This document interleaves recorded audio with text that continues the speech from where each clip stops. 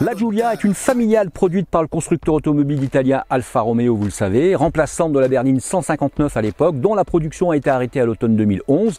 La Giulia est dévoilée le 24 juin 2015, souvenez-vous, à l'occasion du 105e anniversaire de la marque, à l'usine Arese en Italie, où se trouve le musée d'ailleurs Alfa Romeo, en version sportive Quadrifoglio à l'époque. Le reste de la gamme a été présenté au Salon international de l'automobile de Genève début mars 2016. La nouvelle bouture est arrivée en Martinique, la voici, la voilà.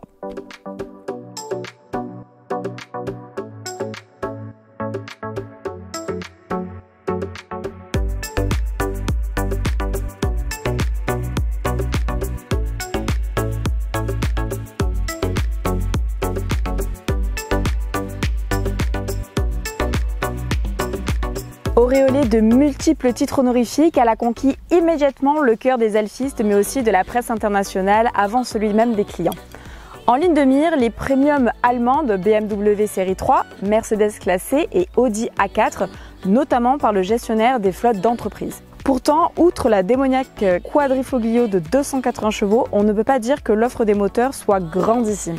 La seule alternative proposée au V6 se repose sur un 4 cylindres décliné en 2 niveaux de puissance. S'agissant ici de la motorisation essence de base, c'est celle qui offre le plus large panel dans l'Hexagone et en Martinique avec ses 4 finitions. Nous avons donc la Super, la Sprint, la Giulia et la Petite Giulia Veloce.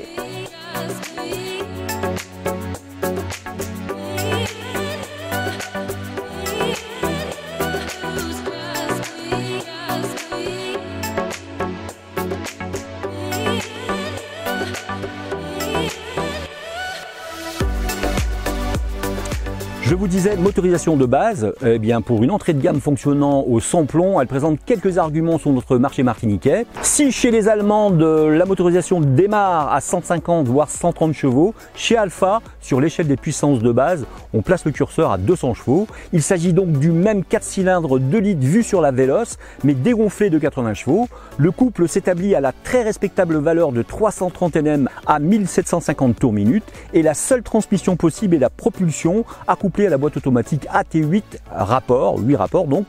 Les performances annoncées sont alléchantes, le 0 à 100 km/h est abattu en 6 secondes 6 et la vitesse de pointe est de 235 km/h. Les Allemandes font moins bien. 0 à 100 km/h en 7,3 secondes pour la 4 et pour la série 3, 7,2 secondes.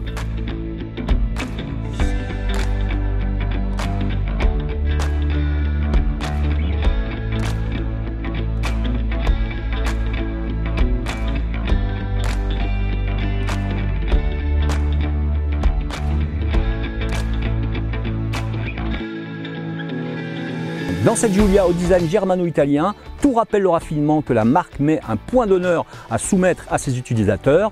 Latine, germanique, germano-latine, latino-germanique. Selon Alessandro Macciolini, le responsable du département design du constructeur Biccione, et la question ne se pose pas. Rival de la BMW série 3 entre autres, la nouvelle Giulia, celle qui doit redonner du baume au cœur des alfistes, a été pointée ci et là comme très proche stylistiquement parlant de la munichoise. Reste que les proportions de notre Alfa Romeo Giulia Sprint sont équilibrées, la ligne racée et dynamique, la calandre dessine un trèfle, emblème de la marque, tandis que le gabarit contenu, 4,64 m et le grand empattement de 2,82 m semble poser la voiture sur la route bien à plat.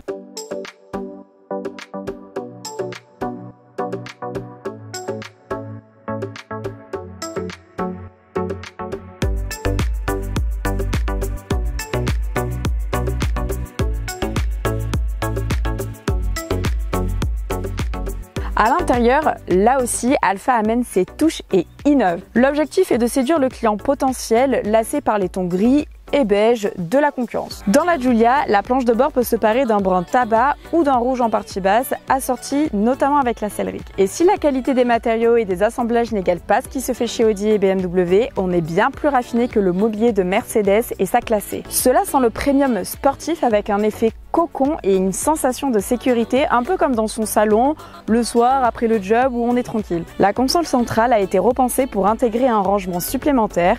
La molette à tout faire est toujours là et le grand écran bénéficiant d'une interface média inédite devient tactile. Plus moderne, plus complet, il mériterait toutefois une meilleure intuitivité.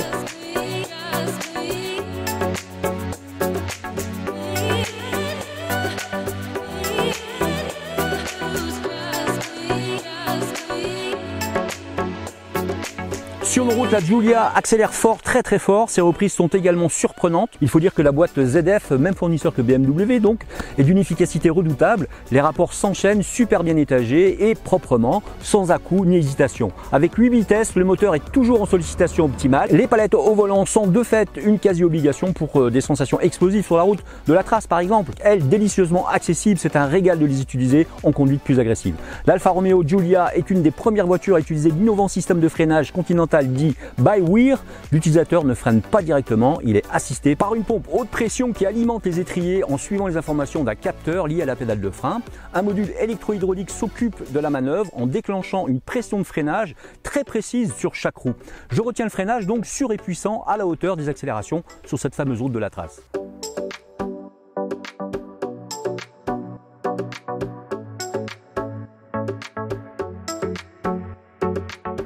Pour notre petite escapade sans mode pilote, le mode D dynamique permet de raffermir ou pas la suspension. En passant sur le mode N, la direction s'assouplit et la réponse à l'accélérateur est plus ou moins vite et les vitesses passent plus tôt. Pour une conduite de tous les jours, c'est exactement ce qu'il nous faut, c'est l'idéal. Le mode A, quant à lui, bride plus ou moins la puissance et amène avec lui un mode roue libre quand on relâche l'accélérateur. Une astuce qui permet de faire baisser un tout petit peu la consommation, notamment sur les faux plats, descendant et laissant la voiture filer sans lui imposer de frein moteur, obligeant ensuite à la relancer.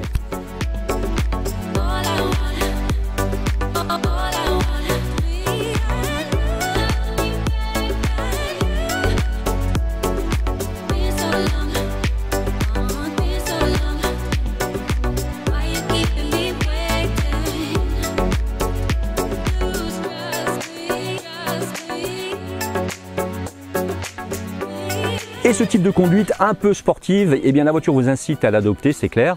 C'est vraiment tout l'ADN Alfa que je retrouve dans cette berline surpuissante accompagnée d'Andrea Tufano. Et en plus, elle est racée. Le châssis est redoutable d'efficacité. Le compromis entre confort et dynamisme est très réussi. La direction est d'une précision digne de l'horlogerie de luxe. Directe, franche, informative, elle invite à hausser le rythme. Le train avant est léger et engage parfaitement dans les courbes. L'arrière pousse avec volonté et les 200 chevaux du moteur fournissent sans broncher la puissance nécessaire pour se faire plaisir. Pour Andrea et moi, c'est validé, à vous de voir.